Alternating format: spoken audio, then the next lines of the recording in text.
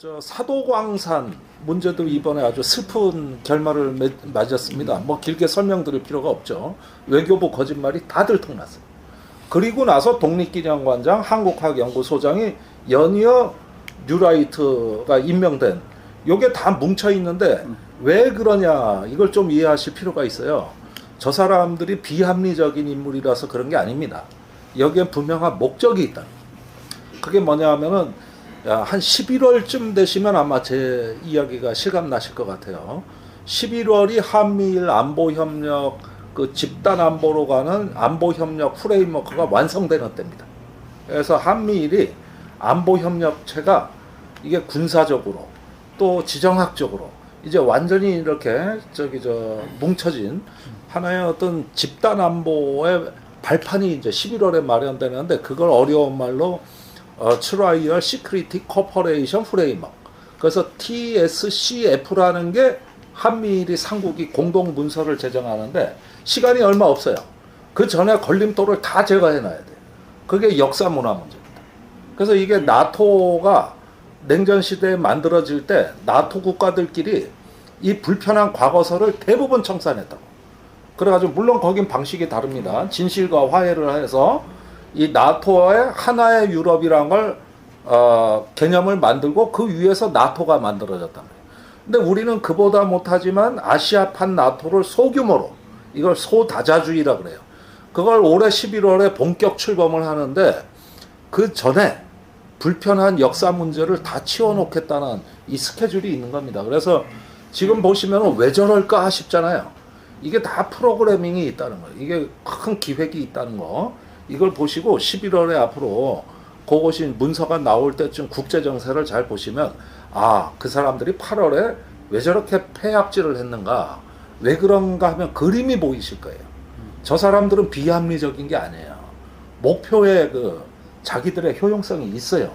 그래서 그걸 이제 지금부터 그 만들어 나가기 위해선 역사의 주변화, 그 다음에 우리 정신의 수탈, 이런 어떤 그 부분을 마무리 짓겠다는 의사고, 그런 사람들이 이제 제1열에 있고, 그 다음에 정치 군사적으로 앞으로는 이제 한미일이 통합 과정으로 들어가겠다. 그래서 하나의 집단화가 된다. 이게 궁극적인 목표입니다. 요게. 미국과의 동맹을 이야기하잖아요. 그런데 그 한미일을 얘기하면서 일본과의 동맹까지 이야기를 하고 있는 이런 상황들에서 보면은 과연 우리는 외교를 점수를 준다면 몇 점 정도를 줄 수 있는 건가라는 걸 한번 생각해 보고 싶은데, 점수 한번 매겨보시죠. 아, 그거는 질문이 잘못된 거예요. 우리가 그 점수 불가능 학점이 있어요. 뭐 교수님들은 잘 아실 거예요. 채점 불가능 점수가 있는 거예요. 그러니까 그런 부분에서 점수를 매긴다는 것 자체가 조금 이게 불합리한 거고, 목표가 같을 때 점수를 매기는 거지, 목표 자체가 일탈을 했을 때는 그게 불가능한 것이죠. 근데 외교 안보 분야는 그렇습니다. 이제 어떤 그 진영 체제의 완성은 이 사람들의 꿈은 제가 보기에 1905년 체제의 완성입니다.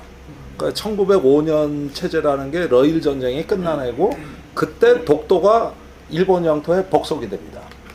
그리고 이제 일본이 조선하고 을사늑약을 체결한 때, 그러니까 식민지의 그 시작점이라고 해도 과언이 아닐 거고, 그때 일본은 이제 중국과 러시아와의 전쟁에서 승리하면서 어떤 레지널 헤게모니, 즉 지역 패권자가 된 거고, 자기들의 대동아 공영권에 나오는 그 말대로 아시아의 지도국이 됐다는 거고, 그때가 가장 좋았다는 거예요.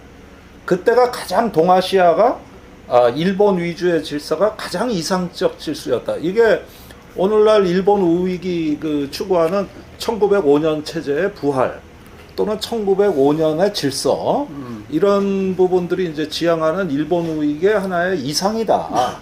이렇게 얘기를 할 수 있는 거거든요. 근데 이거는 우리의 이상이 아닌 것이죠. 왜냐하면은 우리는 이제 반도 국가고 다른 지정학을 갖고 있기 때문에, 그런 어떤 일본식의 질서, 1905년 체제, 이게 부활된다는 건 곧 우리가 일본 밑에 어떤 서열화된다.